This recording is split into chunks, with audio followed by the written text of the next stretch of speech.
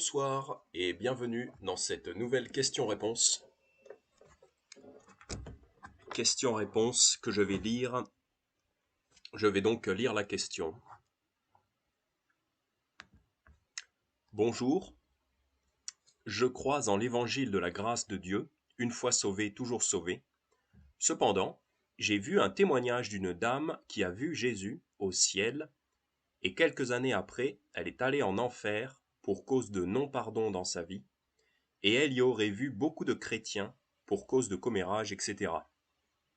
Mais voici ma question. Est-ce qu'un chrétien peut-il se retrouver en enfer alors qu'il a mis sa confiance au Christ? Merci de votre réponse. Ok. Donc, merci pour votre question. C'est une question quand même qui est assez étrange, je trouve. Parce que vous dites d'abord que vous croyez en l'évangile de la grâce de Dieu, une fois sauvé, toujours sauvé. Et après, vous demandez, donc en fait, vous montrez que vous doutez du fait qu'une fois sauvé, toujours sauvé. Puisque vous demandez si un chrétien peut encore aller en enfer. Donc c'est étrange parce que vous dites que vous croyez au début, et après, dans le fond, à la fin de la question, vous dites que vous croyez pas. Donc, d'abord, cette question-là, tout de suite, ça me fait penser à une expérience pentecôtiste. Parce que vous dites dans votre question, euh, elle est allée en enfer, soi-disant la dame, quelques années après avoir vu Jésus au ciel, soi-disant, elle est allée en enfer pour cause de non-pardon dans sa vie. Ça fait très penser aux pentecôtistes qui, en fait, ont toujours peur de perdre leur salut s'ils ne vont pas redemander pardon à Jésus régulièrement à chaque fois qu'ils vont faire une faute. Ça fait aussi très, très penser à l'Église catholique, dans laquelle les gens pensent qu'ils ont besoin de se faire pardonner leurs péchés régulièrement à chaque fois qu'ils commettent un péché, et qu'il faut qu'ils se fassent pardonner encore et encore et encore. Et donc en fait, c'est des gens qui ont toujours peur, c'est des gens qui ne sont pas sauvés, ils ont encore la crainte de la mort, parce qu'ils n'ont pas confiance en Jésus-Christ.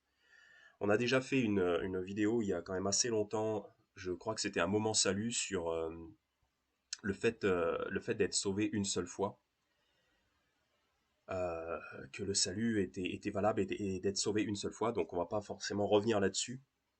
Mais d'abord, ce que je voulais aborder ici, au vu de votre question, c'est pourquoi est-ce que vous voulez absolument regarder ou écouter les visions d'hommes ou de femmes, les visions d'êtres humains? Pourquoi est-ce que vous voulez absolument avoir autre chose que ce qui vous est déjà donné, c'est-à-dire la Bible, c'est-à-dire les Écritures? C'est un problème parce que il y a beaucoup de gens qui veulent vous donner ça, qui veulent vous donner des choses, n'importe quoi, des choses supplémentaires, additionnelles à la Bible. Mais pourquoi vous recherchez ça? Pourquoi vous recherchez ça? Vous n'en avez pas besoin. Regardez ce que dit la Bible, justement. Si vous le voulez bien, vous pouvez aller avec moi en 2 Pierre chapitre 1. 2 Pierre chapitre 1, versets 16 à 21. 2 Pierre chapitre 1, versets 16 à 21. Donc on va voir en fait que les Écritures sont plus fiables qu'une vision. Même une vision qui est véridique et approuvée par le Seigneur, les Écritures, c'est-à-dire la Bible, est plus fiable que ça. On va voir ça. 2 Pierre chapitre 1, versets 16 à 21. Donc c'est Pierre qui parle. Car ce n'est point en suivant des fables composées avec artifice que nous vous avons fait connaître la puissance et la venue de notre Seigneur Jésus-Christ. Là, je voudrais juste commenter souvent, très souvent, ce que font les hommes, ce que font les faux prophètes, ou les gens qui veulent juste faire les intéressants, c'est qu'ils vont composer des fables, c'est-à-dire ils vont fabriquer des fables avec artifice. L'artifice, c'est une fabrication, voilà. Les gens vont fabriquer des histoires pour se rendre intéressants. Donc ils vont dire, oh, Dieu m'a dit ça, Dieu m'a dit ceci, Dieu m'a dit cela, j'ai vu ceci, j'ai vu cela. Tout ça, c'est des fables. C'est des fables composées avec artifice. L'apôtre Pierre, il dit, c'est pas avec des fables qu'on vous a parlé, qu'on vous a prêché l'évangile, que nous vous avons fait connaître la puissance et la venue de notre Seigneur Jésus-Christ. C'était pas des inventions. Contrairement à ce que vous avez vu n'importe où sur YouTube, ou ces soi-disant témoignages, voilà.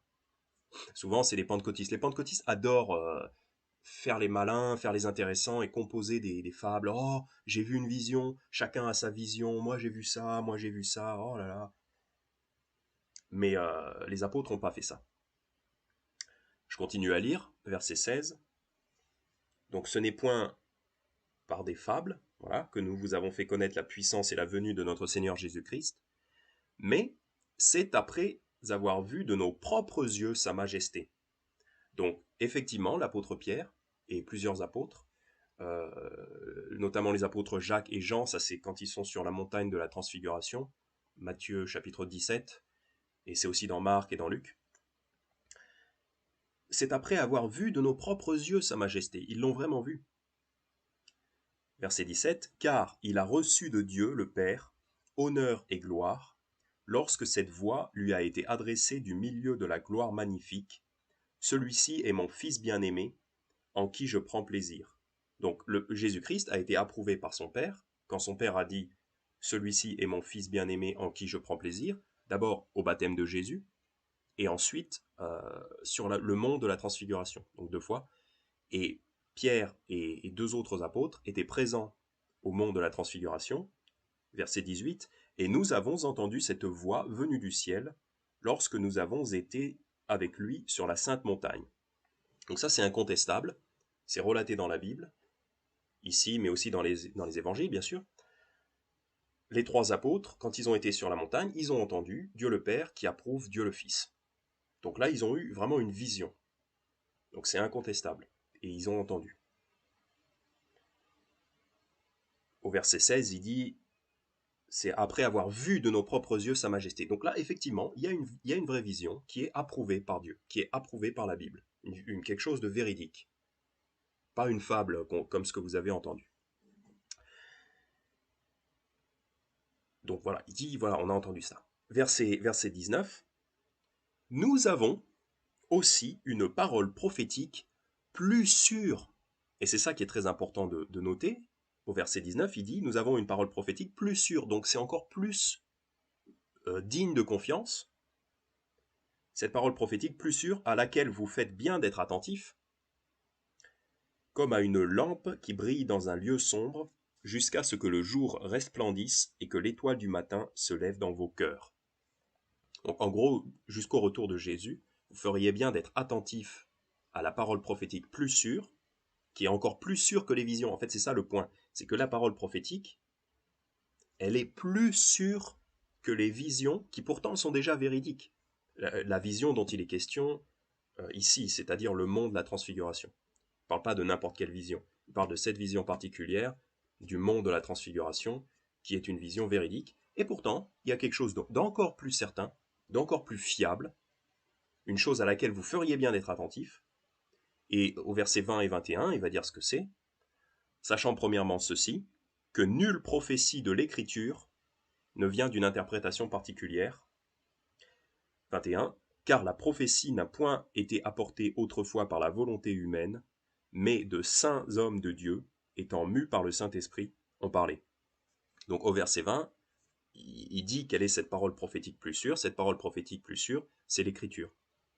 Donc là, il vous dit, l'apôtre Pierre et 2 autres apôtres, Jacques et Jean, ont eu une vision, ils l'ont vue de leurs propres yeux, et en plus ils l'ont entendue, donc c'est une vision véridique, mais il y a quand même quelque chose de plus sûr que ça, c'est les Écritures.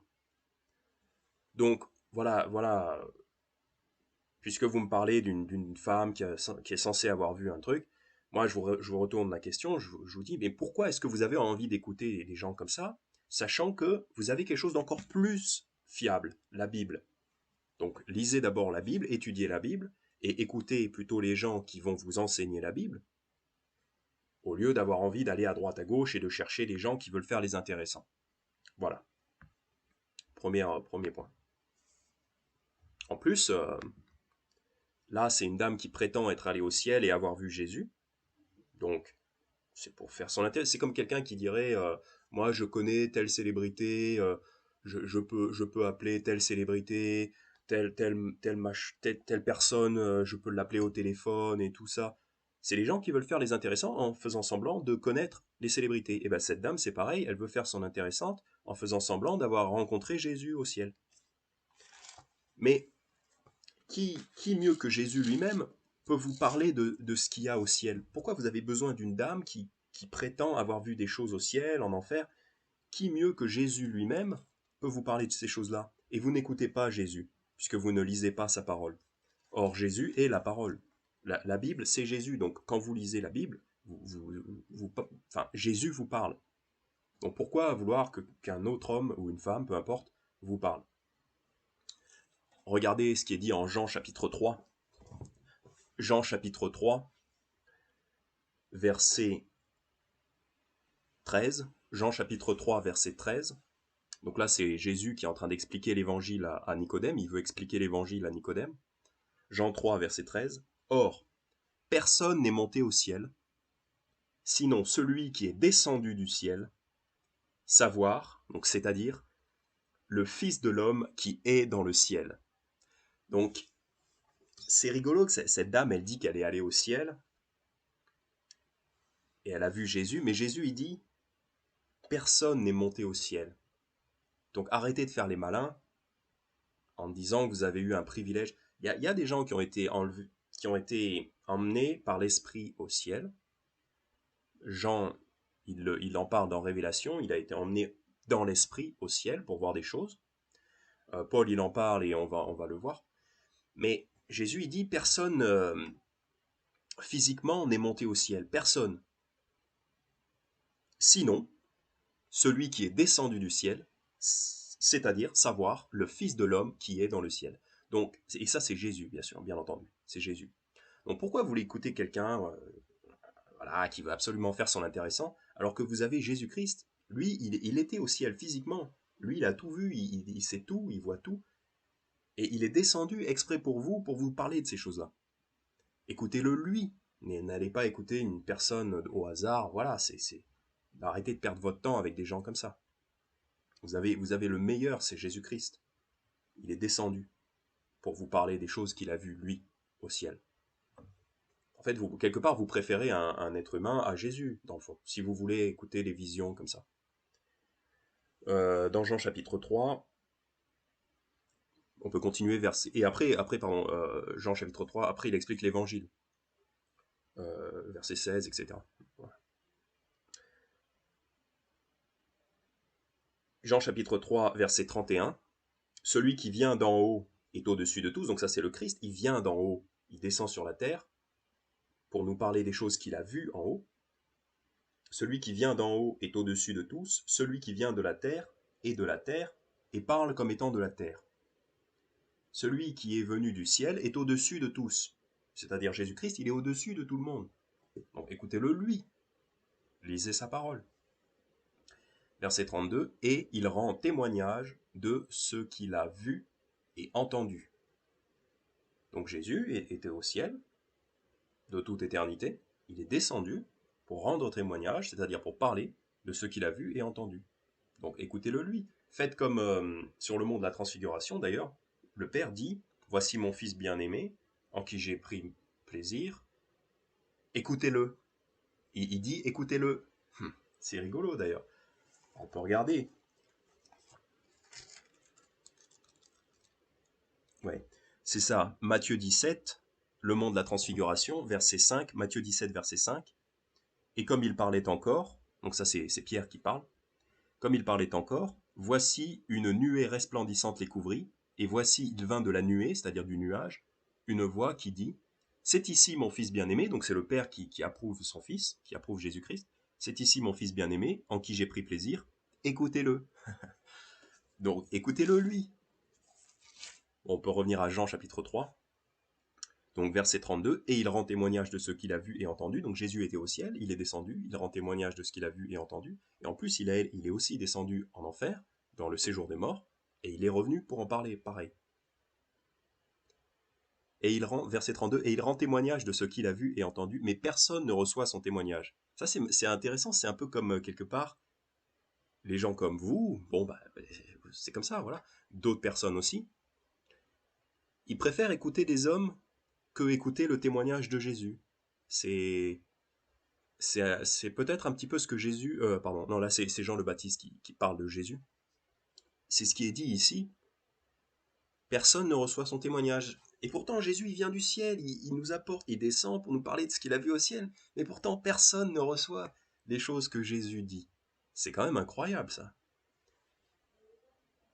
Mais faites comme le Père a dit, écoutez-le. Et après, au verset 33, j'aime bien ce qu'il dit. Celui qui a reçu son témoignage a scellé que Dieu est véritable. Et on y reviendra tout à l'heure si j'y pense. Mais ça veut dire que une fois que vous avez reçu son témoignage, et c'est rigolo parce qu'au verset 32, il dit « Personne ne reçoit son témoignage ». Et au verset 33, il dit « Il y en a quand même qui ont reçu son témoignage ». Il y en a quand même qui ont reçu son témoignage. Celui qui a reçu son témoignage. Donc en fait, ce que ça veut dire, c'est qu'au verset 32, personne ne reçoit son témoignage, c'est-à-dire l'homme naturel ne reçoit pas son témoignage. L'homme naturel, c'est ce qui est dit dans 1 Corinthiens chapitre 2. Rapidement, je vais le lire rapidement. 1 Corinthiens chapitre 2, verset 14. Mais l'homme naturel ne reçoit point les choses de l'Esprit de Dieu, car elles sont une folie pour lui, et il ne peut les connaître parce qu'elles se discernent spirituellement. Donc, c'est ça qui est dit en Jean chapitre 3, verset 32. Personne ne reçoit son témoignage, c'est-à-dire les hommes naturels ne peuvent pas recevoir le témoignage de Jésus parce qu'ils ne comprennent pas les choses spirituelles. Les choses spirituelles se comprennent par l'Esprit de Dieu. C'est pour ça qu'il faut quelqu'un qui explique l'évangile à une personne non sauvée pour que cette personne non sauvée puisse se convertir. Un non sauvé ne peut pas se convertir par soi-même parce qu'un non sauvé ne peut pas recevoir les choses de l'Esprit de Dieu. Il faut qu'il y ait quelqu'un de déjà sauvé pour expliquer ces choses-là. C'est ce que je crois, c'est ce que je pense. Et à mon avis, c'est ce dont ce verset parle. Personne ne reçoit son témoignage, c'est-à-dire les hommes naturels ne peuvent pas le recevoir. Il faut que quelqu'un vienne pour les aider, pour leur expliquer. Et ça veut pas dire qu'ils peuvent pas croire, hein. Là, on n'est pas dans le calvinisme. Non, non. Ils peuvent croire, n'importe qui peut croire, mais pas par soi-même. Il faut qu'il y ait un autre être humain qui vienne l'expliquer. Et en fait, dans le fond, c'est un acte, un travail en coopération avec Dieu. Il y a un être humain qui vient expliquer à la personne non sauvée, parce que toute seule, la personne non sauvée ne peut pas comprendre. La personne non sauvée est aveugle spirituellement et ne peut pas comprendre les choses de Dieu. Bref. Celui qui a reçu son témoignage a scellé que Dieu est véritable. Verset 33, celui qui a reçu son témoignage a scellé que Dieu est véritable. Sceller, ça veut dire, vous l'avez établi une bonne fois pour toutes, vous l'avez établi, vous l'avez sécurisé, et vous revenez pas là-dessus, on ne peut pas revenir là-dessus. Quand vous avez cru en Jésus-Christ, pour vous, vous ne pouvez pas arrêter de croire. C'est ce que dit ce verset.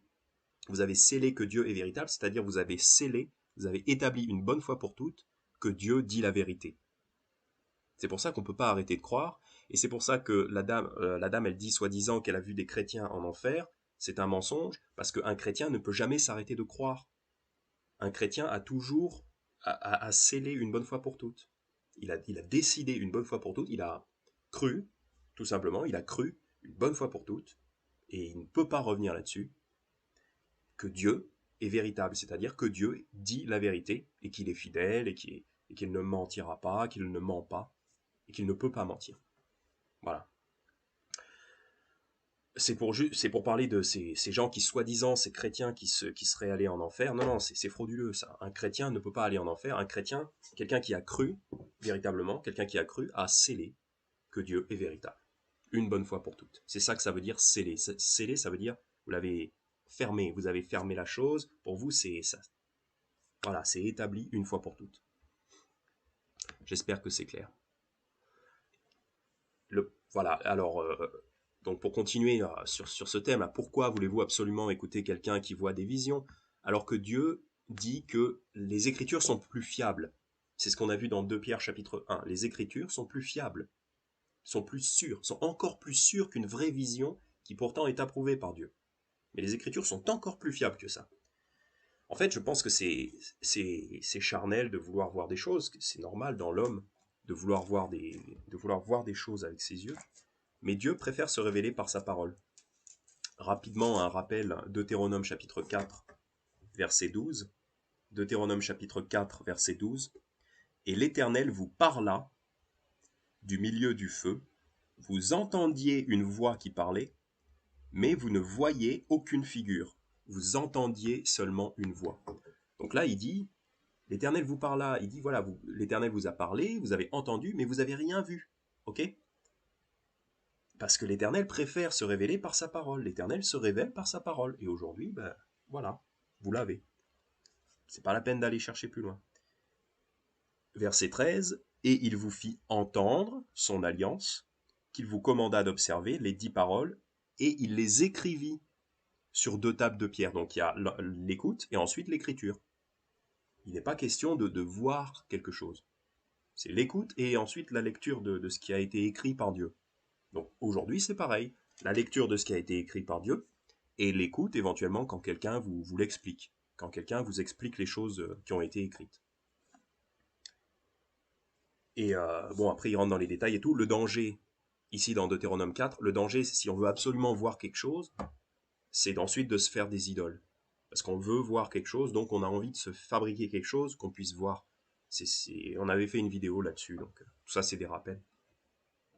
Et la dame qui dit qu'elle a vu Jésus, euh, Jésus, il focalise pas. Jésus, il met pas en avant son physique et il met pas en avant le fait de se montrer, sauf quand dans Révélation chapitre 1, quand il se montre à l'apôtre Jean, mais le Jésus qui a accompli l'évangile, quand il était sur terre, qu'il a marché dans le corps humain et qu'il a accompli l'évangile, ce Jésus-là n'a pas mis en avant sa force physique, sa beauté physique, n'a pas mis en avant le fait de se montrer pour que les gens croient en lui. Il a mis en avant ses paroles et ses actions d'accomplir les écritures de l'Ancien Testament. C'est ça qu'il a mis en avant. La dame dont vous parlez, qui a soi-disant eu une vision de Jésus au ciel, elle, ce qu'elle veut, c'est voir Jésus, c'est voir le physique de Jésus. Mais c'est pas ça que Jésus a mis en avant pour qu'on puisse croire en lui. Ce qui est toujours mis en avant, c'est la parole prophétique, c'est les Écritures. C'est la Bible, c'est les Écritures. Ésaïe 53, verset 2, ça parle de Jésus. Et ça, c'est des rappels encore, on a déjà vu ça dans une vidéo. Ésaïe 53, verset 2, « Car il est monté devant l'Éternel comme un rejeton, et comme une racine qui sort d'une terre desséchée.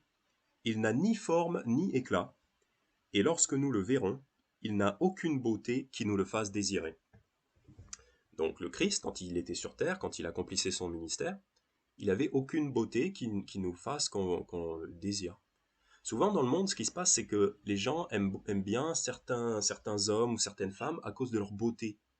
Par exemple, ça a été étudié que les gens vont plus voter pour un homme politique qui va avoir une belle apparence et qui va ressembler à un chef. Donc si un homme ressemble à un chef, et même si son programme est nul, il va avoir plus de points, il va gagner plus de voix dans les sondages qu'un autre qui n'a pas un physique de chef, mais pourtant son programme est bien, mais malheureusement pour lui, il n'a pas un physique de chef, donc les gens vont pas vouloir l'établir comme chef, ils vont pas voter pour lui. Parce que les gens veulent voir du physique, les gens veulent voir un beau physique pour pouvoir suivre quelqu'un qui a l'air d'être un chef. Et Jésus, Jésus ne met pas l'accent là-dessus. Il ne met pas en avant son physique. Il met en avant sa parole, comme d'habitude.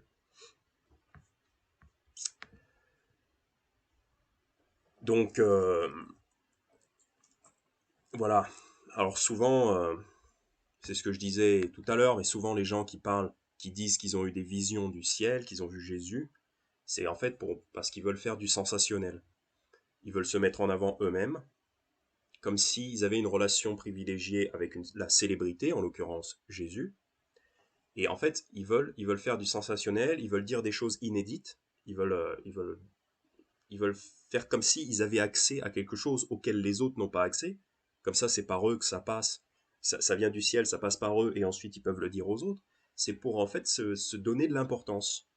C'est comme ce que les catholiques, bienvenue dans l'église catholique. Pentecôtiste, église catholique, pareil. C'est pareil. C'est ce que fait l'église catholique en disant que le prêtre est l'intermédiaire entre le Christ et les hommes. Bah là, c'est ce que veulent faire ces gens-là. Ils disent j'ai eu une vision parce qu'ils veulent se faire des intermédiaires.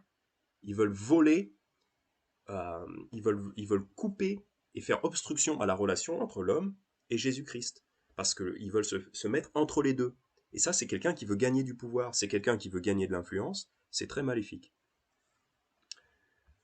C'est parce que voilà, ils veulent faire les importants, mais en fait, c'est pas juste un truc enfantin. Ça peut paraître un peu enfantin, mais en fait, c'est très méchant. Enfin, c'est mauvais, parce que c'est quelqu'un qui veut couper l'accès qui est tout à fait possible entre l'homme et Christ. L'accès est tout à fait possible encore euh, pour se convertir et donc pour ensuite pouvoir avoir une relation rétablie avec Dieu. L'accès à Jésus est direct. Mais il y a toujours des gens qui veulent se mettre en travers, qui veulent dire, moi j'ai une vision, c'est par moi que vous devez passer, c'est par ma vision que vous devez passer pour pouvoir accéder à Dieu. Et c'est ça dont il est question. Et souvent, bah, oui, et c'est pour se donner de l'importance. Mais jamais, jamais on a des gens qui vont parler d'une expérience véritable. Et en fait, dans la Bible, on a une expérience véritable de quelqu'un qui est allé au ciel. On ne sait pas si c'est dans l'esprit ou si c'est dans le corps. C'est Paul, en 2 Corinthiens chapitre 12, commençant au verset 1. Il n'est sans doute pas expédient pour moi de me glorifier, car j'en viendrai à des visions et à des révélations du Seigneur. Je connais un homme en Christ qui, il y a plus de 14 ans, fut ravi jusqu'au 3e ciel, donc ça veut dire qu'il est allé au ciel. Si ce fut dans le corps, je ne sais, si ce fut hors du corps, je ne sais, Dieu le sait. Et je sais que cet homme, si ce fut dans le corps ou si ce fut hors du corps, je ne sais, Dieu le sait. Donc, et je sais que cet homme fut ravi dans le paradis, donc là où habite Dieu, le paradis, le ciel, et y entendit des paroles ineffables qu'il n'est pas permis à l'homme d'exprimer. C'est-à-dire la vraie expérience de quelqu'un qui est vraiment allé au ciel. Il a entendu les choses qu'il ne peut pas, qu'il ne peut pas répéter. Donc là, Paul, il n'est pas en train d'essayer de faire son intéressant. D'ailleurs, il le dit au verset 1, il n'est sans doute pas expédient pour moi de me glorifier. Donc ce qu'il est en train de dire, c'est que j'essaye pas de faire mon intéressant. J'ai vraiment vu des choses, mais c'est pas pour faire mon intéressant. Verset 1, car j'en viendrai à des visions et des révélations du Seigneur. Paul a vraiment reçu des visions et des révélations du Seigneur. Mais il ne va pas les dire pour se faire mousser lui-même, pour faire son intéressant. Et quand Paul, alors soit c'est Paul, soit c'est quelqu'un que Paul a rencontré, mais bon, quand Paul parle de cet homme qui a été dans le paradis, eh ben cet homme a entendu des choses qu'il ne peut pas répéter. Parce que ineffable, ça veut dire qu'on ne peut pas en parler. Qu'il n'est pas permis à l'homme d'exprimer. C'est rigolo, parce que ça, c'est une vraie vision, et en fait, on peut même pas parler de ce qu'on a entendu. Il peut même pas parler de ce qu'il a entendu. Et c'est une vraie vision. Mais toutes les visions frauduleuses, ils vont vous dire j'ai entendu ça, Dieu m'a révélé ceci, ils vont être dans les détails et tout ça, parce qu'ils ont envie d'apporter quelque chose, et en fait, qui vient de leur propre cœur. En fait, ça vient de leur propre cœur, ça vient pas de Dieu. La vraie vision, un exemple de vraie vision, Paul, il dit, ce que j'ai vu, je peux même pas je peux même pas en parler. Il y a déjà suffisamment dans la Bible. Les pentecôtistes, ou ce genre de personnes, ils veulent du sensationnel. Voilà, ils veulent faire comme si ils allaient ramener du ciel quelque chose qui n'a jamais été entendu, quelque chose de nouveau, voilà, pour faire waouh, regardez la nouveauté. C'est totalement charnel. Et ces personnes-là sont décrites dans Jérémie chapitre 23. Ça parle des faux prophètes. Jérémie chapitre 23, commençant au verset 25. Jérémie chapitre 23, commençant au verset 25. Donc là, c'est Dieu qui parle justement de ces gens-là. J'ai entendu ce que disent ces prophètes, qui prophétisent le mensonge en mon nom, en disant « J'ai eu un songe, j'ai eu un songe ». C'est ça, hein, j'ai eu un songe, ah, regardez, j'ai eu une vision, je veux faire mon intéressant. Et l'Éternel dit « Ils prophétisent le mensonge en mon nom ». Verset 26. « Jusqu'à quand ont-ils la pensée, ces prophètes qui prophétisent le mensonge, prophètes de la tromperie de leur cœur, ont-ils le projet de faire oublier mon nom à mon peuple par les songes que chacun d'eux raconte à son prochain, comme leurs pères ont oublié mon nom, pour Baal. En fait, ce que l'Éternel dit au verset 27, c'est que ces gens-là, ils veulent tous avoir une vision particulière, un songe, chacun a son truc, chacun son truc, chacun sa petite vision personnelle. Et en fait, leur mensonge, leur tromperie, c'est qu'ils veulent faire oublier le nom de l'Éternel à son peuple.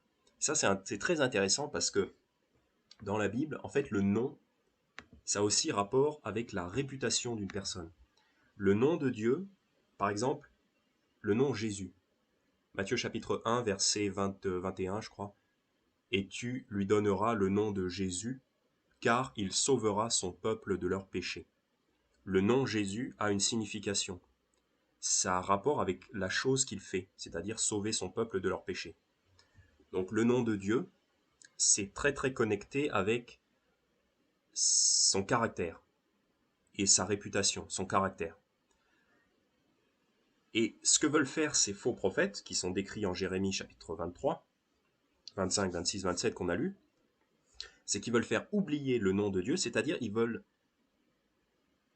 prêcher un faux Dieu, c'est-à-dire ils veulent casser la réputation de Dieu, ils veulent dire des mensonges sur Dieu. Et parce que c'est ça qui est dit au verset 27, ont-ils le projet de faire oublier mon nom à mon peuple, c'est-à-dire ont-ils le projet de casser ma réputation, de calomnier le caractère de Dieu, de dire des mensonges sur Dieu, de, de dire que Dieu fait des choses qu'il ne fait pas, que Dieu ne fait pas des choses qu'il fait. C'est ça que veulent faire ces gens. Et c'est ces faux prophètes qui ont ce genre de vision, de qui vous me parlez là, cette dame qui a eu une vision. C'est ça qu'ils veulent faire, ils veulent casser la vérité de Dieu. Ils veulent casser la réputation, ils veulent casser le nom de Dieu pour pervertir le nom de Dieu. Parce que le nom de Dieu, la réputation de Dieu est très très importante concernant le salut. C'est à cause du nom de Dieu qu'on est sauvé, c'est à cause de son caractère qu'on est sauvé. Regardez, Jérémie 14, 21. Jérémie 14, 21. À cause de ton nom, ne rejette pas. Ça c'est une prière qu'on peut faire en toute légitimité. On peut faire cette prière. C'est comme, je crois que c'est Jérémie, c'est le prophète qui parle. Il dit à Dieu, à cause de ton nom, ne rejette pas, ne déshonore pas ton trône de gloire, souviens-toi, ne romps pas ton alliance avec nous, c'est-à-dire ne reviens pas sur ta promesse. À cause de ton nom. C'est très très important le nom de Dieu, parce que le nom de Dieu est fidèle. Dieu est fidèle. Et même fidèle, c'est son nom, c'est l'un de ses noms. Donc c'est ça, c'est son caractère est fidèle, et c'est pour ça que Dieu nous sauve. Et quand on est sauvé, une fois sauvé, on est toujours sauvé. Un vrai croyant, un vrai chrétien ne peut pas aller en enfer, c'est à cause de la réputation de Dieu. Parce que sinon, la réputation de Dieu serait cassée. Quelqu'un qui fait une promesse et qu'ensuite ne tient pas sa promesse, sa réputation est cassée. Mais nous, on est en droit de dire, à cause de ton nom, à cause de ta réputation, à cause de ton caractère, ne rejette pas. Et les gens qui ont des visions et qui disent qu'ils ont vu des chrétiens en enfer, en fait, ce qu'ils disent, c'est qu'ils disent que Dieu n'a pas été fidèle. Ils sont en train de faire oublier son nom, ils sont en train de casser son nom. Et ça, c'est les faux prophètes, c'est des mensonges sur Dieu. C'est terriblement insultant pour Dieu. Parce que justement, si notre salut repose sur la fidélité de Dieu. Notre salut repose sur le nom de Dieu, sur le caractère de Dieu, que Dieu ne rompra pas sa fidélité. Dieu reste fidèle. Dieu est fidèle et il restera fidèle. Et c'est en vertu de ça qu'on est sauvé. En vertu du fait que Dieu ne peut pas mentir. Tite chapitre 1 verset 2, très connu. Dans l'espérance de la vie éternelle, que Dieu, qui ne peut mentir, a promise avant les temps éternels. Donc comme Dieu ne peut pas mentir, c'est là-dessus qu'est basée notre espérance. Et ces gens qui vous font voir qui vous parlent de leur soi-disant vision, c'est des faux prophètes, ils veulent casser la réputation de Dieu, ils veulent casser son nom. Je continue à lire donc pour l'importance du nom de Dieu, l'importance de son caractère, de sa réputation. C'est en vertu de ça qu'on peut même lui demander des choses. C'est en vertu de son nom. Il veut pas que son nom soit blasphémé, il veut pas que son caractère, que sa réputation soit salie. Voilà, parce que Dieu est saint. Donc sa réputation ne sera pas salie. Il va toujours tenir ses promesses. C'est en ça qu'on peut se confier en lui. C'est que Dieu est saint et il ne reviendra pas sur sa promesse. Quelqu'un qui revient sur sa promesse, c'est quelqu'un qui n'est pas fiable. On dit, cette personne revient sur ses promesses. Mais on ne dit pas ça de Dieu. La dame qui a eu une vision qui dit qu'elle a vu des chrétiens en enfer, en fait, elle salit le nom de Dieu. Elle salit le nom de Dieu. Daniel chapitre 9, verset 19. Seigneur, exauce. Seigneur, pardonne. Seigneur, sois attentif et agis à cause de toi-même, ô mon Dieu. Ne tarde point, car ton nom est invoqué sur ta ville et sur ton peuple. Donc là, pareil, Daniel chapitre 9, verset 19. Seigneur, sois attentif et agis à cause de toi-même, ô mon Dieu. Et ensuite, il dit, ne tarde point, car ton nom est invoqué sur ta ville et ton peuple. Donc, c'est pas à cause de nous, c'est pas à cause de qu'on est juste, qu'on est bon, qu'on est capable de se maintenir dans les bonnes œuvres, etc. C'est pas parce qu'on peut vivre une bonne vie chrétienne, c'est pas parce qu'on peut faire des promesses, c'est pas parce qu'on peut s'engager à suivre le Christ que Dieu va nous sauver. Non, c'est à cause de lui-même, à cause de toi-même, à cause de son nom. Donc son nom est très très important.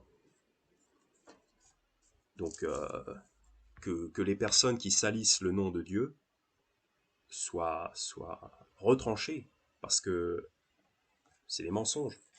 C'est des mensonges. Et du coup, les gens qui entendent ça, qui entendent cette vision, ils se disent « Oh, des chrétiens peuvent aller en enfer, mais alors on ne peut pas vraiment faire confiance à Dieu. Ça veut dire qu'il faut qu'on fasse les choses par nous-mêmes, il faut qu'on se sauve nous-mêmes, parce que si des chrétiens vont en enfer, ça veut dire qu'on ne peut pas vraiment faire confiance à Dieu. » En fait, c'est totalement blasphématoire. Parce qu'on peut faire confiance à Dieu.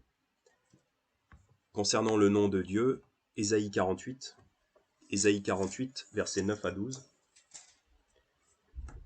Ésaïe 48, versets 9 à 12. Pour l'amour de mon nom, donc là c'est l'Éternel qui parle, pour l'amour de mon nom, je diffère ma colère, pour l'amour de ma gloire, je me contiens envers toi, et je ne te détruis pas. Donc ça c'est pareil que l'évangile, c'est pour l'amour de son nom, c'est lui-même par rapport à sa propre réputation, par rapport à la parole qu'il a donnée, qu'il nous pardonne. C'est parce qu'il a fait la promesse. Verset 10. Voici, je t'ai épuré, mais non comme l'argent, je t'ai éprouvé au creuset de l'affliction. Verset 11. C'est pour l'amour de moi que je le fais, car comment mon nom serait-il profané? Je ne donnerai pas ma gloire à un autre. Dieu dit, comment mon nom serait-il profané? Comment mon nom serait-il sali? Mon nom ne peut pas être sali, je suis saint. L'Éternel Dieu dit, je suis saint, 3 fois saint. Donc, il peut pas mentir, son nom ne peut pas être sali. Et donc, voilà, cette personne dont vous parlez, elle insulte la fidélité de l'Éternel. Donc c'est un mensonge, cette personne-là est une fausse prophétesse. Et parce qu'un chrétien, quelqu'un qui a cru l'évangile de Jésus-Christ, il ne peut pas aller en enfer. Justement, c'est ça, et j'aimerais que vous le compreniez, que vous le croyiez. C'est ça la beauté et le bonheur de l'évangile, c'est que quand on a cru, on est en paix, on n'a plus besoin d'avoir peur. Jean chapitre 5, verset 24. Jean chapitre 5, verset 24. Jésus parle et nous dit, en vérité, je vous dis, que celui qui écoute ma parole, hein, encore une fois, il ne dit pas celui qui a des visions, il dit celui qui écoute ma parole, et qui croit à celui qui m'a envoyé, a la vie éternelle, et il ne vient point en condamnation, mais il est passé de la mort à la vie.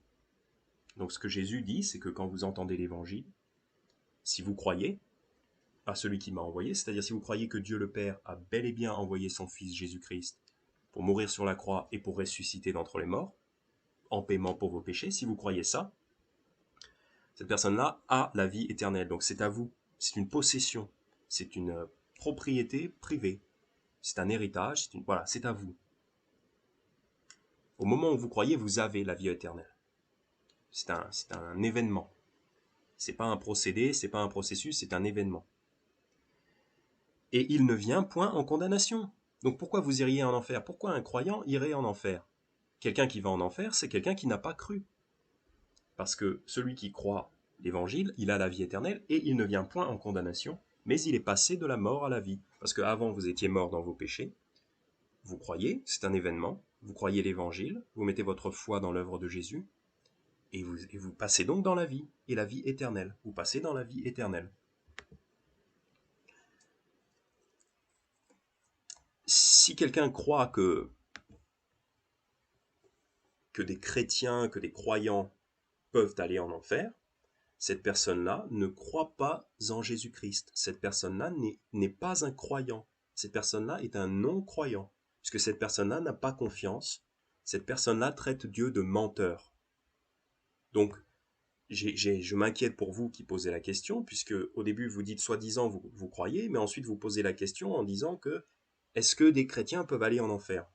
J'ai peur qu'en fait vous ne croyez pas. Allons, si vous le voulez bien, en 1 Jean chapitre 5. 1 Jean chapitre 5, versets 10 et 11. 1 Jean chapitre 5, versets 10 et 11. Celui qui croit au Fils de Dieu a le témoignage de Dieu en lui-même. Okay, c'est pour ça aussi que vous n'avez pas besoin de plus de vision et de trucs comme ça. Celui qui croit au Fils de Dieu a le témoignage de Dieu en lui-même. C'est-à-dire, vous en souviendrez toujours. Celui qui ne croit point Dieu le fait menteur, puisqu'il n'a pas cru au témoignage que Dieu a rendu de son Fils. Ok, donc soit vous croyez Dieu, soit vous dites que Dieu est menteur. Il n'y a pas d'autre solution. Soit vous croyez, soit vous dites que Dieu est un menteur. Verset 11. Donc voilà ce qu'il faut croire. Et voici le témoignage, c'est que Dieu nous a donné la vie éternelle, et cette vie est dans son Fils. Donc le témoignage, la chose qu'il faut croire, c'est que Dieu nous a donné, donc il faut croire que c'est gratuit, comme il est dit en Romains chapitre 3, verset 24, et qu'ils sont justifiés gratuitement par sa grâce, par la rédemption qui est dans le Christ Jésus. Donc c'est un don gratuit. Ce n'est pas par nos bonnes œuvres que nous accédons au paradis, à la vie éternelle. Donc que Dieu nous a donné la vie éternelle. Et il faut bien croire que c'est éternel. Éternel, ça veut dire pour toujours. Par définition, quelque chose d'éternel, vous ne pouvez pas le perdre. Si vous avez la vie éternelle, vous ne pouvez pas mourir. Donc si vous pensez qu'un chrétien peut aller en enfer, en fait vous ne croyez pas que cette vie est éternelle, puisque l'enfer c'est la mort. Donc si vous croyez qu'un chrétien va en enfer, ce chrétien-là n'avait pas la vie éternelle, c'était une vie temporaire. Donc en fait vous faites de Dieu un menteur, puisque vous ne croyez pas que cette vie est éternelle. Et cette vie est dans son Fils. Donc évidemment c'est par Jésus-Christ. Mais c'est ça que ces soi-disant chrétiens, qui en fait ne sont pas des chrétiens, la Bible les appelle des bâtards. Parce qu'ils se disent chrétiens, mais en fait ils ne sont pas reconnus par le Père. Ils ne croient pas en Dieu, ils ne croient pas en Jésus-Christ. Ce sont des non-croyants. Ce sont des non-convertis, des non-croyants. Et ça, c'est les pentecôtistes, il ne faut surtout pas les mélanger. En général, c'est ça, c'est les pentecôtistes, très souvent, enfin des gens comme ça. Mais bon, toute personne qui pense qu'un chrétien peut perdre son salut, cette personne-là n'a pas confiance en Christ. Cette personne-là ne croit pas le témoignage de Dieu. Cette personne-là fait Dieu menteur. Cette personne-là est un non-converti, un non-croyant. Voilà. Donc, c'est très grave. Et c'est ce que cette personne à qui vous faites référence essaye de véhiculer. C'est une peur, en fait. C'est une peur et elle essaye de véhiculer le fait qu'on ne peut pas avoir confiance en Dieu. C'est totalement anti-chrétien. En fait, c'est un esprit totalement différent. Et c'est pour ça que c'est un petit peu mon troisième point. Enfin, je ne sais pas quel point. Mais c'est pour dire que l'esprit qui communique ces visions-là est un esprit démoniaque. C'est pas l'esprit de Dieu. Parce que l'esprit de Dieu, c'est un esprit de sécurité. L'esprit qui est communiqué dans ces visions, c'est un esprit de doute et de peur quant à la fidélité de Dieu. On doute de la fidélité de Dieu. Si on voit des chrétiens en enfer, en fait, ça nous fait douter de la fidélité de Dieu. Mais les croyants ont la vie éternelle. Jean 3,15, afin que quiconque croit en lui ne périsse pas, mais qu'il ait la vie éternelle. Comment voulez-vous contourner cette clarté, ce verset qui est très clair? afin que quiconque croit en lui ne périsse pas, donc vous ne mourrez pas, ne périsse pas, mais qu'il ait la vie éternelle. Vous ne pouvez pas contourner la clarté de centaines de versets qui disent la même chose. On ne peut pas perdre son salut. Un chrétien est pardonné, il ne vient pas en condamnation, mais il est passé de la mort à la vie. C'est une vie éternelle. Donc ces visions-là sont démoniaques. Matthieu chapitre 12, verset 30, Jésus nous dit « Celui qui n'est pas avec moi est contre moi, et celui qui n'assemble pas avec moi disperse. » Donc en fait, ce que Jésus nous dit, c'est qu'il y a que deux, il n'y a pas de neutralité. Soit vous parlez au nom du Christ et vous assemblez avec lui, soit vous parlez au nom du Christ, mais en fait, vous êtes un pervers et vous dispersez en vérité. Il n'y a pas de neutralité. Voilà. Soit vous assemblez avec Christ, soit vous dispersez. Il n'y a pas de chose intermédiaire. Donc, si on parle au nom du Christ, c'est soit par l'Esprit de Dieu, soit un esprit démoniaque. Et en l'occurrence, c'est un esprit démoniaque. Les visions dont vous me parlez, c'est un esprit démoniaque. Pourquoi? Voici ce qu'est l'Esprit de Dieu. On l'a déjà vu, mais pour le revoir encore. Voici ce qu'est l'Esprit de Dieu. Donc quelqu'un qui parle par l'Esprit de Dieu, c'est quelqu'un qui vous parle de la fidélité de Dieu, de la confiance qu'on peut avoir en Dieu. Éphésiens chapitre 1, versets 12 et 13. Éphésiens chapitre 1, versets 12 et 13. Afin que nous soyons à la louange de sa gloire, nous qui avons les premiers espéré en Christ. Donc nous qui avons espéré en Christ, c'est-à-dire nous qui avons cru en Christ.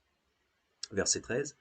En qui vous avez aussi espéré, donc il y a eu d'autres croyants, après avoir entendu la parole de la vérité, encore une fois, on parle d'entendre et non pas de voir un truc, après avoir entendu la parole de la vérité, l'évangile de votre salut, et avoir cru en lui, vous avez été scellés du Saint-Esprit de la promesse. Donc, quand quelqu'un a cru l'évangile, cette personne-là est scellée, c'est-à-dire cette personne-là est sécurisée par le Saint-Esprit de la promesse. Ce Saint-Esprit est un esprit de sécurité en Dieu. C'est un esprit de paix, puisque comme on est totalement pardonné de tous nos péchés, passés, présents, futurs, on a la paix, on est en sécurité, on n'a plus besoin de s'inquiéter, on n'a plus besoin d'avoir peur d'aller en enfer, puisque vous me posez la question, ça montre que vous, quelque part, vous avez peur d'aller en enfer. J'ai bien l'impression que vous n'avez pas l'Esprit de Dieu. Parce que l'Esprit de Dieu, c'est le Saint-Esprit de la promesse. On est scellé, c'est-à-dire on est sécurisé par Dieu, puisqu'on peut avoir confiance en Dieu. Et regardez à quel point on peut avoir confiance en Dieu. Éphésiens chapitre 2, donc chapitre suivant, Éphésiens chapitre 2, versets 5 et 6. Donc c'est pour vous montrer à quel point on peut avoir confiance en Dieu. Éphésiens chapitre 2, verset 5. Lors même que nous étions morts dans nos fautes, donc on était morts à cause du péché, voilà, spirituellement on était morts à cause du péché, lors même que nous étions morts dans nos fautes, nous a vivifiés ensemble avec Christ. Donc Dieu nous a vivifiés ensemble avec Christ, c'est-à-dire il nous a rendus vivants. C'est ce que Jésus dit dans Jean chapitre 5, verset 24, qu'on a vu juste avant. Nous sommes passés de la mort à la vie. Dieu nous a vivifiés avec Christ, c'est-à-dire il nous a rendus vivants. Alors qu'on était morts, il nous a rendus vivants avec Christ. C'est par grâce que vous êtes sauvés. Verset 6. Et il nous a ressuscités ensemble et fait asseoir ensemble dans les lieux célestes, dans le Christ Jésus. Donc là, il parle, la lettre d'Éphésiens, à l'époque, ça parle à des gens qui sont encore dans leur corps mortel, qui sont encore sur cette terre. Et pourtant, il leur dit au verset 6, il nous a ressuscités ensemble. Paul, les Éphésiens et tous les chrétiens, en fait, il en parle au passé, il parle de notre résurrection au passé, alors que pour nous, de notre point de vue, c'est dans le futur encore. Là, j'ai encore un corps mortel. Ma résurrection, mon corps immortel, pour moi, c'est dans le futur. Mais en fait, Dieu est tellement sûr, Dieu est tellement fiable, que quand il promet quelque chose, c'est sûr et certain de se produire. Il est tellement fiable dans ce qu'il promet, qu'il en parle au passé, comme si c'était fait. C'est comme si c'était fait. Et avec Dieu, c'est vrai, c'est véridique. Vous pouvez avoir confiance. Et fait asseoir ensemble dans les lieux célestes. Donc pareil, il en parle au passé, C'est comme si on était déjà assis au paradis, en fait, à cette grande table où on va festoyer ensemble. C'est comme si on y était déjà. C'est comme si c'était fait. Pareil, c'est comme si on était déjà ressuscité. Voilà à quel point vous pouvez avoir confiance en Dieu. C'est totalement un esprit totalement différent de ce que vous dit cette dame. Cette dame, elle vous dit, et c'est pentecôtiste et tout ça, toute cette saleté de pentecôtiste et tout ça, ils vous font peur, c'est un autre esprit, c'est un esprit qui veut vous maintenir dans la crainte et qui veut vous éloigner de la confiance de Dieu, qui veut que vous ne mettiez pas votre confiance en Dieu, en fait. Parce qu'ils insultent le nom de Dieu et en gros, ce qu'ils disent, c'est que Dieu n'est pas fiable. Non, l'esprit de Dieu, c'est... vous pouvez tellement avoir confiance en Dieu que vous êtes déjà ressuscité. C'est comme si c'était fait. Après avoir cru en lui, après avoir cru l'évangile. Voilà. Avec cet événement qui est la nouvelle naissance. Donc, pour voir encore le contraste entre ces deux esprits, on peut regarder Romains chapitre 8, versets 14, 15 et 16, si vous voulez suivre avec moi. Romains chapitre 8, versets 14, 15 et 16. Car tous ceux qui sont conduits par l'Esprit de Dieu sont fils de Dieu. Car vous n'avez point reçu un esprit de servitude pour être encore dans la crainte, mais vous avez reçu l'esprit d'adoption par lequel nous crions « Abba, Père ». Car l'Esprit lui-même rend témoignage avec notre esprit que nous sommes enfants de Dieu. Donc les enfants de Dieu, les gens qui ont cru l'évangile de Jésus-Christ, ils ont le Saint-Esprit en eux. C'est ça, c'est le témoignage, c'est la même chose, c'est le témoignage, il est en eux. Le Saint-Esprit est en eux, et ce Saint-Esprit rend témoignage avec notre esprit que nous sommes enfants de Dieu. C'est-à-dire, on ne peut jamais s'arrêter de croire en Jésus-Christ, et on ne peut jamais oublier que l'on est enfant de Dieu, quand on a cru en Jésus-Christ. Et au verset 9, il nous dit, deuxième moitié du verset, « Or, si quelqu'un n'a point l'Esprit de Christ, celui-là n'est point à lui. » Donc, il y a deux types de personnes. Il y a les gens qui ont l'Esprit de Christ, les gens sauvés, les gens qui ont cru et qui croiront pour l'éternité, les gens qui ont scellé que Dieu est véritable, hein, Jean 3, verset 33, celui qui a reçu son témoignage a scellé que Dieu est véritable, c'est-à-dire il a établi une bonne fois pour toutes que Dieu dit la vérité, que Dieu est fidèle. Ces gens-là ont l'Esprit de Christ. Si quelqu'un n'a pas l'Esprit de Christ, celui-là n'est pas à lui. C'est un esprit de crainte. Et c'est ce qui est dit donc au verset 15 qu'on vient de lire. Vous, c'est-à-dire les croyants, vous n'avez point reçu un esprit de servitude pour être encore dans la crainte.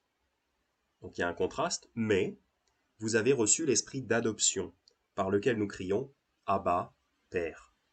Donc il y a l'esprit d'adoption, c'est un esprit de sécurité, c'est un esprit, nous sommes ses enfants, Dieu ne nous lâchera pas, Dieu est fidèle.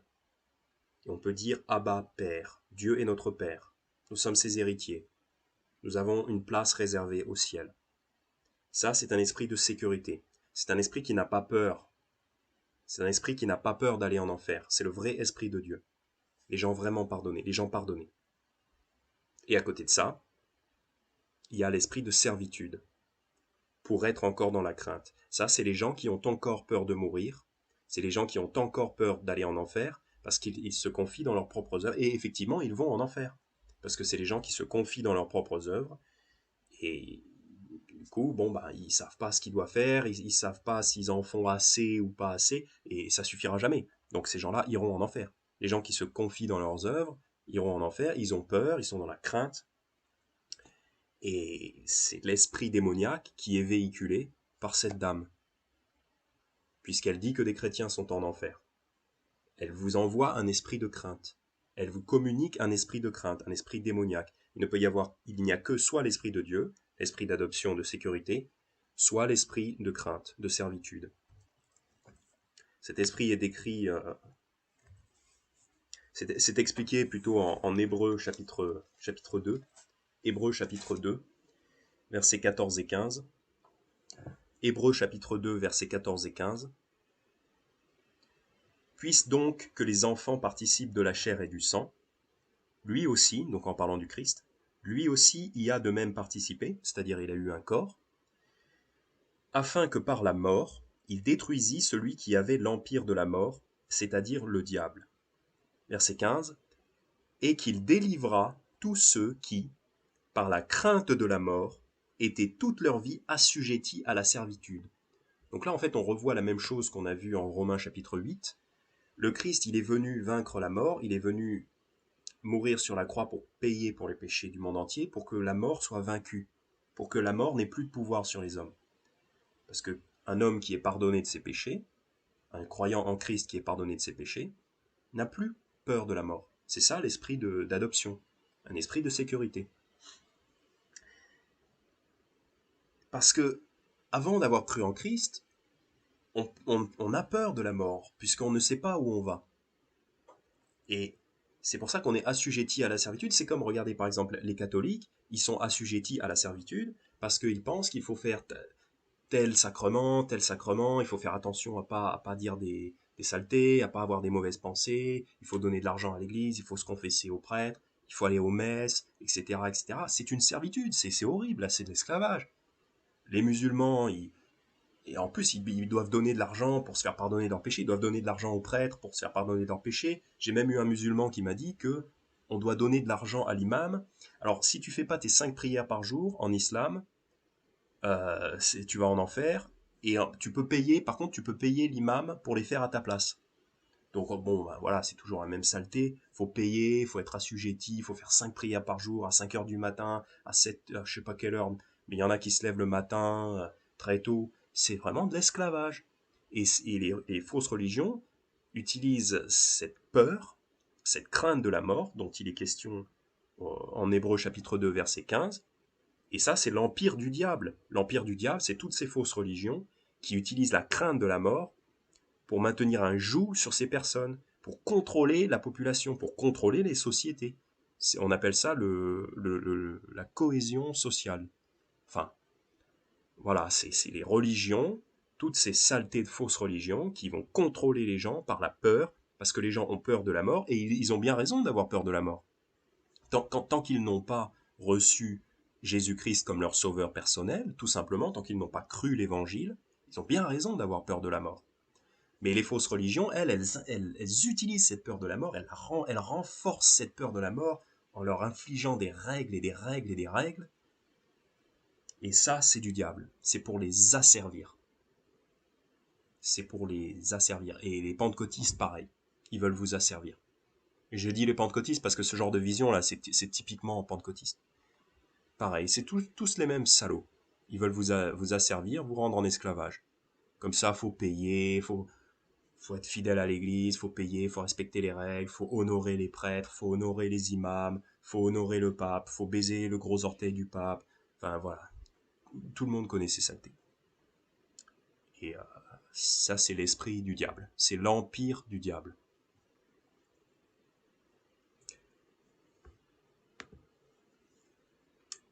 Mais nous autres qui sommes sauvés, on n'a pas peur d'aller, on n'a pas peur d'aller en enfer. On est cool, on est en paix.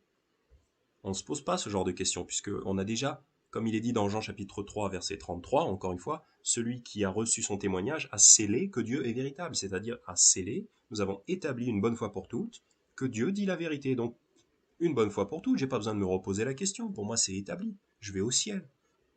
Éphésiens chapitre 2, versets 5 et 6, il nous a ressuscités ensemble et fait asseoir avec lui dans les lieux célestes, dans le Christ Jésus. C'est comme si c'était fait. Pour moi, c'est bon, j'ai la paix. J'ai pas peur de la mort. Je suis libre. Je suis libre. Contrairement à tous les religieux des fausses religions. Les vrais chrétiens sont libres de la peur de la mort. Ce genre de personne veut assujettir, donc arrêtez de les écouter. Hein. C'est comme il est dit dans Galates chapitre 2, versets 4 et 5. Galates chapitre 2, versets 4 et 5. Et cela à cause des faux frères. Donc c'est des faux frères, des faux chrétiens. N'écoutez pas ces faux frères, ces faux chrétiens. Et cela à cause des faux frères, Galates chapitre 2, verset 4, et cela à cause des faux frères introduits furtivement, donc c'est des gens, des espions qui s'introduisent furtivement, c'est des rats, c'est des pervers, qui s'introduisent en secret, qui s'étaient insinués, on voit leur côté un petit peu caché, ils se cachent, pour épier ça veut dire espionner, pour épier la liberté que nous avons dans le Christ Jésus, afin de nous réduire en servitude. Donc c'est des faux frères qui veulent espionner la liberté que nous avons dans le Christ Jésus, parce que nous, dans les vraies églises chrétiennes, on est libre, on est en paix, on ne nous asservit plus, on n'est plus asservi par les fausses religions. Ces gens-là, ils veulent espionner ça, ils disent ah, c'est quoi afin de nous réduire en servitude. C'est pour ça qu'il y a tous ces faux prophètes inventent des fausses visions, des fausses prophéties, des fausses visions, pour vous réduire en servitude, pour vous réduire en esclavage. Alors que Jésus-Christ, lui, il veut vous libérer. Et la personne qui pose la question, vous m'avez l'air d'être asservi, d'être encore asservi par la crainte de la mort. Mais vous n'avez pas à être asservi par la crainte de la mort. Mettez simplement votre confiance en Christ et vous serez libre. Puisque vous n'avez plus de péché, vos péchés ne vous sont plus imputés, vous êtes libre.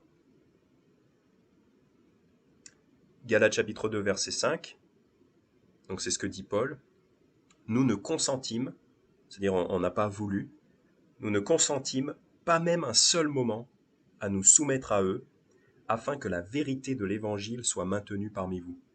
Donc c'est l'attitude que nous devrions tous avoir, nous les chrétiens, c'est de ne pas consentir, ne pas accepter, même pas un seul instant, de nous soumettre à eux, c'est-à-dire d'accepter leur vision comme étant valable. Leur vision, c'est des mensonges, c'est pas valable. Et pas un seul moment, je ne consentirai à me soumettre à eux, c'est-à-dire d'accepter leur truc comme valide, comme valable. Pas un seul moment. Et aucun chrétien ne devrait accepter ces visions-là. Pourquoi ? Afin que la vérité de l'évangile soit maintenue parmi vous. Parce que ces gens-là veulent pervertir l'évangile. C'est très grave. Cette dame qui parle d'avoir vu des chrétiens en enfer, elle pervertit l'évangile. Elle change la vérité de Dieu en mensonge. Parce que la vérité de Dieu, c'est qu'un croyant ne vient point en condamnation, mais il est passé de la mort à la vie. Ça, c'est la vérité de Dieu. Donc, en conclusion, je l'ai assez répété, mais n'écoutez pas ce genre de personnes. Alors, ce qu'on a vu, c'est que vous avez la Bible, ça suffit. C'est énorme, ça suffit. Et c'est d'une valeur plus valable même que des visions qui ont pourtant été approuvées par le Seigneur. La Bible est encore plus valable que ça. Donc n'allez pas chercher des visions. Qu'est-ce qu'on a vu ensuite ? Oui, Dieu se révèle toujours plus préférablement par sa parole, plutôt que par des choses qu'il donne à montrer. C'est mieux. Voilà, la parole, les Écritures, c'est mieux. Donc, ne regardez pas ce genre de saleté, de visions fausses. Voilà, et les choses que ces gens-là essayent de communiquer, en fait, ça vient du diable. Parce que c'est l'empire du diable. L'empire du diable, il est basé sur la crainte. Ils veulent vous faire peur et que vous ne mettiez pas votre confiance en Jésus. C'est démoniaque. Donc arrêtez de vous faire assujettir, arrêtez de laisser des gens vous enfermer, mais mettez vraiment votre confiance en Christ, une bonne fois pour toutes. Et si vous posez cette question, attendez, je reviens sur la question. Mais voici ma question, est-ce qu'un chrétien peut-il se retrouver en enfer alors qu'il a mis sa confiance au Christ ? Merci de votre réponse. Évidemment que non, un chrétien ne peut pas se retrouver en enfer. Justement, c'est tout l'intérêt d'avoir cru en Christ, c'est que nos péchés nous sont pardonnés et on ne peut plus aller en enfer. Pour finir, je vais juste vous citer Romains chapitre 8. Et vraiment, je vous invite à réfléchir à ça. Et ne faites pas Dieu menteur. Mettez vraiment votre confiance en Dieu. Il est fidèle, il est véritable. Romains chapitre 8, verset 33. Qui accusera les élus de Dieu ? C'est une question rhétorique, parce qu'en fait, personne ne peut accuser les élus de Dieu, les gens qui ont cru en Christ. Qui accusera les élus de Dieu ? C'est Dieu qui justifie. Donc quand Dieu vous justifie, quand Dieu vous innocente, plus personne ne peut vous accuser.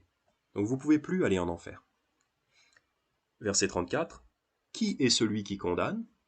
Pareil, une question rhétorique, puisque personne ne peut vous condamner en Christ. Qui est celui qui condamne ? C'est Christ qui est mort, oui plutôt, qui est ressuscité, qui est même à la droite de Dieu, qui aussi fait intercession pour nous.